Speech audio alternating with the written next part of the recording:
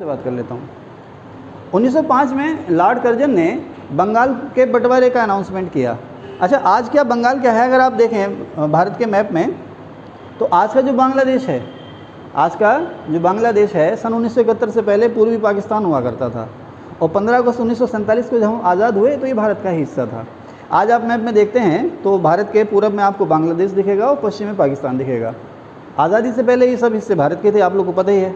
15 अगस्त 1947 में जब देश का बंटवारा हुआ तो जो आज का बांग्लादेश है वो और जो आज का पाकिस्तान है, ये सारा का सारा पाकिस्तान बना था। आपको ये भी जानकारी होगी कि बंटवारे का जो फार्मूला था उसमें क्या था कि जहाँ मुस्लिम ज़्यादा हैं वहाँ पाकिस्तान हो जाएगा और जहाँ हिंदू ज़्यादा हैं वहाँ पर भारत हो जाएगा।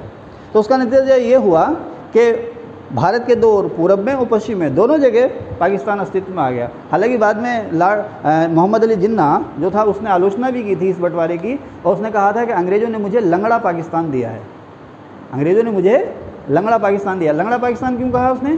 कि बीच में भारत आ गया है, एक और पूर्वी पाकिस्तान और दूसरी ओर पश्चिमी पाकिस्तान, जिसकी वजह से उन लोगों को प्रशासन में दिक्कत हो रही थी। खैर 1971 में आपको पता ही है फिर भारत पाकिस्तान युद्ध हुआ था और बांग्लादेश का निर्माण हुआ था। किसके समय में हुआ था बांग्लादेश का निर्माण? कौन था हमारे यहाँ प्रधानमंत्री जब बांग्लादेश बना? इंदिरा गांधी। ठीक है, शाबाश। तो सन 1905 में हमारे यहाँ वायसराय था लॉर्ड कर्जन, और उसका घोषित उद्देश्य ये था कि वो जो राष्ट्रीय आंदोलन या कांग्रेस जो परवान चढ़ रही है वो उसको ख़त्म करना चाह रहा था या उसको तोड़ना चाह रहा था। उसने बंगाल के मुस्लिमों को भड़काना या बरगलाना शुरू कर दिया। उसने ये कहना शुरू कर दिया कि पश्चिम बंगाल काफ़ी डेवलप है, लेकिन जो पूर्वी बंगाल है उसको उस डेवलपमेंट का फ़ायदा नहीं मिल रहा, विकास का फ़ायदा नहीं मिल रहा है।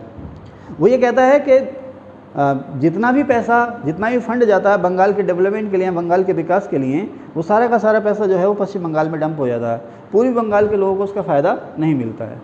तो वो तर्क दे रहा था कि अगर पूर्वी बंगाल का बेहतर विकास करना है तो बंगाल के दो हिस्से होने चाहिए, बंगाल को बांट करके उसे दो प्रांतों में बदलना चाहिए, एक पश्चिम बंगाल और एक पूर्वी बंगाल।